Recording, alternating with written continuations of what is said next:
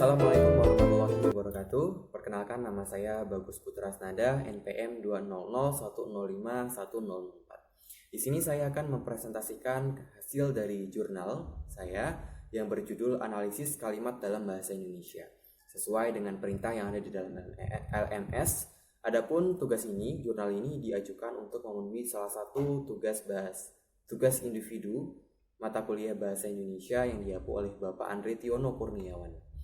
Adapun jumlah dari keseluruhan isi jurnal ini berjumlah 9 lembar, terhitung dari cover sampai dengan daftar pustaka. Di bagian pertama saya menulis abstrak, yang mana abstrak ini ada beberapa poin.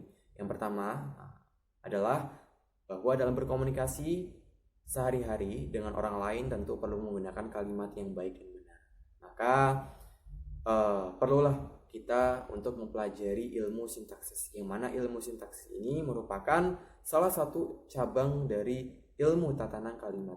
Dengan mempelajari ilmu sintaksis ini, kita dapat menata kalimat kita dengan sebaik-baiknya, sehingga penerima dari penyampaian kita dapat memahami pada kalimat dan bahasa yang kita gunakan atau bahasa yang kita atau kalimat yang kita sampaikan. Di dalam sintaksis sendiri terdiri dari 5 bagian. Yang pertama terdiri dari subjek, objek, predikat, keterangan, dan juga pelengkap. Nah, fungsi-fungsi ini itu sudah sangat biasa sekali kita gunakan di dalam kita menata suatu kalimat atau kita mengucapkan kalimat-kalimat yang kita praktekkan dalam kehidupan kita sehari-hari. Selanjutnya kita masuk ke dalam kata pengantar. Kata pengantar di sini saya mengucapkan syukur alhamdulillahirabbil alamin atas kehadiran Allah Subhanahu wa taala, sehingga dengan nikmatnya saya bisa menyelesaikan tugas jurnal ini. Dan saya bersyukur kepada Nabi Muhammad SAW yang telah membawa umat Islam ini dari zaman jahiliyah menuju zaman yang terang benderang akan keilmuan. Dan saya bersyukur kepada rekan-rekan dan juga dosen Bapak Andre Tiono Kurniawan yang telah mengarahkan kami sehingga kami bisa menyelesaikan jurnal ini. Dengan kerendahan hati kami mohon pengoreksian dari jurnal ini sehingga jurnal ini bisa bermanfaat bagi kami khususnya dan umumnya untuk rekan-rekan sekalian. Dan selanjutnya kita masuk ke dalam pembahasan. Pembahasan pertama kita membahas mengenai pengertian dari fungsi sintaksis ini. Fungsi sintaksis adalah hubungan antara unsur-unsur bahasa dilihat dari sudut pandang penyaji dalam ujaran atau klausa. Nah, jenis fungsi sintaksis yang umumnya diakui adalah subjek, predikat, objek, pelengkap, dan juga keterangan. Menurut Abdul Chair tahun 2009, yang dimaksud dengan fungsi sintaksis adalah semacam kotak-kotak atau tempat-tempat dalam struktur sintaksis yang ke dalamnya akan diisikan kategori-kategori tertentu. Sedangkan menurut Van Haar, kotak-kotak itu bernama subjek, predikat, objek, pelengkap, dan juga keterangan. Jadi bisa disimpulkan dari pendapat kedua sejarawan bahwa fungsi sintaksis adalah merupakan tataran yang pertama dan tertinggi dalam sintaksis. Yang mana sintaksis sendiri terdiri atas subjek, predikat, objek, keterangan, dan juga pelengkap. Adapun kelas-kelas atau bagian-bagian dari sintaksis terdiri dari 5 tadi. Kita akan menyebutkan satu persatu. Yang pertama ada subjek atau unsur dari kalimat. Adapun fungsi dari subjek, yang pertama membentuk kalimat dasar, yang kedua memperjelas pada makna kalimat, yang ketiga menjadi pokok pikiran, yang keempat menegaskan makna, yang kelima memperjelas pikiran ungkapan, dan yang keenam membentuk kesatuan pikiran. Dan ciri-ciri objek yaitu 1. Jawaban dari apa atau siapa. 2. Didahului kata bahwa. 3. Berupa kata atau frasa benda nomina. Yang keempat, disertai dengan kata ini atau itu. Yang kelima, disertai pawatas yang. Yang keenam, kata sifat didahului kata si atau sang. Yang ketujuh, tidak didahului preposisi. Yang kedelapan, tidak dapat diikrarkan dengan kata tidak, tetapi dapat dengan kata bukan. Contoh dari subjek. Adi bermain bola. Adi ini merupakan subjek. Adi adalah subjek atau pokok kalimat yang merupakan jawaban dari pertanyaan siapa. Rambut wanita itu berwarna merah. Nah, rambut wanita ini merupakan salah satu subjek. Karena sudah dijelaskan bahwa ciri-ciri subjek adalah kalimat yang disertai dengan ini atau itu. Selanjutnya kita masuk ke predikat. Seperti halnya dengan subjek, predikat adalah kalimat yang menandai apa yang dikatakan oleh pembicara tentang subjek. Predikat kalimat kebanyakan muncul secara eksplisit. Adapun fungsi dari predikat yang pertama yaitu membentuk kalimat dasar. Yang kedua menjadi unsur penjelas. Yang ketiga menegaskan makna. Yang keempat membentuk kesatuan pikiran. Dan yang kelima sebagai sebutan. Sedangkan ciri-ciri dari predikat, yang pertama menjawab jawaban dari mengapa dan bagaimana. Yang kedua dapat diikrarkan dengan tidak atau bukan. Yang ketiga dapat didahului keterangan aspek. Yang keempat dapat didahului dengan keterangan modalitas. Yang kelima tidak didahului kata yang. Jika didahului yang predikat berubah fungsi menjadi perluasan subjek. Yang keenam didahului kata adalah. Yang ketujuh, predikat dapat berupa kata benda, kata kerja, kata sifat, atau bilangan. Salah satu contoh dari predikat yang pertama itu Rini menyanyi dengan merdu. Nah, menyanyi ini adalah kalimat yang menjelaskan tentang pokok kalimat, yaitu Rini. Nah, Rini mengapa? Karena Rini sedang menyanyi. Berarti menyanyi ini menjelaskan kegiatan yang dilakukan oleh Rini. Jadi ini merupakan salah satu jawaban dari mengapa. Mengapa Rini menyanyi? Jadi menyanyi di sini merupakan predikat. Selanjutnya kita masuk ke objek. Objek adalah salah satu yang diberi pekerjaan atau adalah salah satu kalimat yang diberi pekerjaan atau kata benda apapun yang dibicarakan terhadap subjek. Dalam artian objek merupakan korban dari subjek.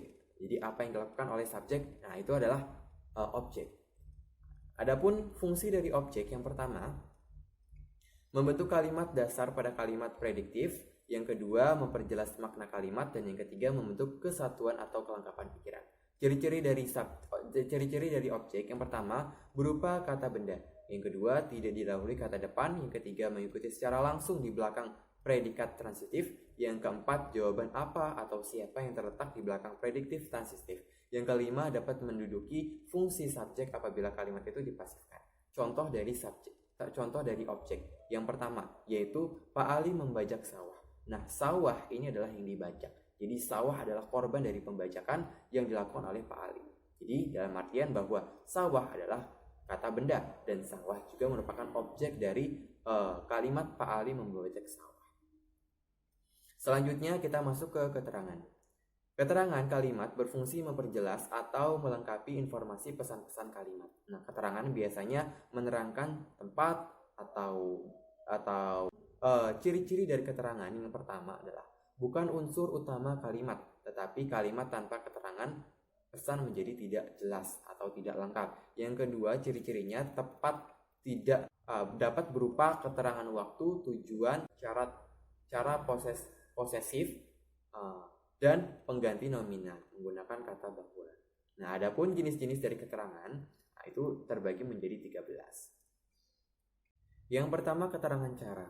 Keterangan cara ini menunjukkan sesuatu cara. Contohnya, Budi berlari dengan sangat cepat. Budi itu subjek, berlari itu predikatnya, sedangkan dengan sangat cepat itu merupakan cara Budi berlari. Berarti caranya adalah dengan sangat cepat. Yang kedua, ada keterangan alat. Contohnya, para penebang kayu itu menebang pohon menggunakan gergaji mesin. Para penebang kayu merupakan subjek, menebang pohon itu merupakan predikat, sedangkan gergaji mesin itu adalah keterangan alat yang digunakan oleh para gergaji mesin pada para penebang kayu. Yang ketiga ada keterangan tujuan. Contohnya, aku belajar sepanjang malam agar naik kelas. Nah, tujuan kalimat di sini adalah agar naik kelas. Yang keempat, keterangan sebab. Contohnya, adik menangis karena ditinggal oleh ibu ke pasar. Nah, keterangan sebab di sini menunjukkan bahwa adik menangis karena ditinggal oleh ibu ke pasar. Sebabnya adik menangis adalah karena ditinggal ibu ke pasar. Yang kelima ada keterangan akibat. Yang contohnya, dia tidak mau makan sehari semalam hingga tubuhnya menjadi lemas. Nah, akibat dari tidak mau makan adalah tubuhnya menjadi lemas. Nah, menjadi lemas itu adalah keterangan akibat dari kalimat ini. Selanjutnya ada keterangan tempat. Keterangan tempat contohnya, aku bertemu dengan anak malang itu di pasar malam. Pasar malam ini adalah menunjukkan menunjukkan tempat dari kejadian saat itu, yaitu di pasar malam. Yang ketujuh ada keterangan waktu. Contohnya, teman-temanku mengajakku bertamasya pada hari Minggu. Nah, hari Minggu ini merupakan keterangan waktu dari kalimat ini. Kapan diajaknya? Hari Minggu. Berarti hari Minggu ini merupakan keterangan waktu. Yang kedelapan ada keterangan syarat. Nah, keterangan syarat ini contohnya, aku akan datang jika hari esok tidak hujan. Jadi kalau misalnya hujan berarti dia tidak akan datang. Tapi kalau misalnya tidak hujan dia akan datang. Tapi kalau misalnya hujan dia tidak akan datang. Ini merupakan keterangan syarat. Nah, jika hari esok tidak hujan. Selanjutnya ada keterangan derajat atau kuantitas. Contohnya, ayah memberikanku uang belanja sebesar 50.000. Nah, 50.000 ini adalah menunjukkan derajat dari uang yang diberikan oleh ayah. Selanjutnya ada kata keterangan perlawanan. Contohnya, aku tetap datang meskipun sedang hujan deras. Kalau tadi kalimatnya aku tidak akan datang apabila hujan. Nah, kalau di sini kalimat perlawanan, aku tetap akan datang meskipun sedang hujan deras. Nah, meskipun sedang hujan deras ini merupakan keterangan perlawanan. Selanjutnya ada keterangan pelaku. Contohnya, sepeda motor ini adalah hadiah dari ayahku. Nah, ayahku ini adalah pelaku dari pemberi sepeda yang diberikan kepada anak. Yang ke-12 ada keterangan perbandingan. Contohnya, kisah hidupku sangatlah luar biasa, seperti kisah hidup di film tersebut. Seperti kisah film tersebut ini merupakan perbandingan antara hidupnya dia dengan hidupnya seseorang yang ada di dalam film tersebut. Selanjutnya ada keterangan kepastian. Keterangan kepastian contohnya, aku menjadi sakit mungkin karena makanan yang aku makan kemarin. Mungkin karena makanan yang aku makan kemarin ini merupakan salah satu kepastian penyebab dari dia sakit perut. Fungsi pelengkap. Pelengkap adalah alat bantu benda yang berfungsi sebagai pelengkap saja dan tidak harus ada. Berarti pelengkap ini tidak harus ada. Adapun dari ciri dari pelengkap yaitu berwujud frasa nomina, frasa verba, frasa adjektiva atau maupun frasa preposisional. Yang selanjutnya, yang kedua, cirinya yaitu berada langsung di belakang predikat jika tidak ada objek dan di belakang objek kalau unsur ini hadir. Yang ketiga, tidak dapat menjadi subjek akibat pemfasilan kalimat. Yang keempat, tidak dapat diganti dengannya kecuali. Nah, di sini ada perbandingan, ada contoh yang merupakan ini masuknya ke pelengkap atau ke objek. Ini ada dua kalimat yang ada dua contoh kalimat. Yang pertama itu adalah dia mendagangkan kue coklat di pasar. Nah, dia itu subjek, mendagangkan itu predikat, sedangkan kue coklat itu merupakan objek. Karena kalau misalnya dia mendagangkan di pasar saja, itu kalimatnya tidak akan jelas. Tetapi harus ditambahin dengan objeknya, apa yang didagangkan yaitu kue coklat. Sedangkan beda dengan kalimat yang kedua, dia berdagang kue coklat di pasar. Nah, tanpa kue coklat sudah bisa melengkapi pada satu kalimat ini. Contohnya, dia berdagang di pasar, itu sudah sangat lengkap. Tapi lebih baik apabila ditambah pelengkap, biar lebih bagus lagi kalimatnya, yaitu dia berdagang kue coklat di pasar. Nah, kue coklat ini merupakan pelengkap dari kalimat ini. Nah, mungkin penutup. Jadi sudah sama-sama kita ketahui betapa pentingnya mempelajari sintaksis. Selain kita dapat meningkatkan tata bahasa kita dengan baik, kita juga bisa mengetahui secara terperinci bahwa sintaksis memiliki fungsi sebagai hubungan antara unsur-unsur bahasa yang dilihat dari sudut pandang penyajinya. Dan juga di dalam sintaksis ini terdapat beberapa jenis. Yang pertama ada subjek, predikat, objek, pelengkap, maupun keterangan. Nah, fungsi dari sintaksis ini itu sangatlah penting dalam ilmu komunikasi antara satu dengan yang lainnya. Adapun jurnal ini dikutip dari beberapa referensi. Yang pertama dari HTTP Kasana Nusantunisa, yang kedua dari http.id wikipedia.org, yang ketiga dari https bahasa forest track, yang keempat dari http brainly.co.id, yang kelima dari http.id wikibox.org. Nah, mungkin cukup sekian penyampaian presentasi saya. Apabila ada kekurangan, saya mohon maaf yang sebesar-besarnya. Akhirul kalam, assalamualaikum warahmatullahi wabarakatuh.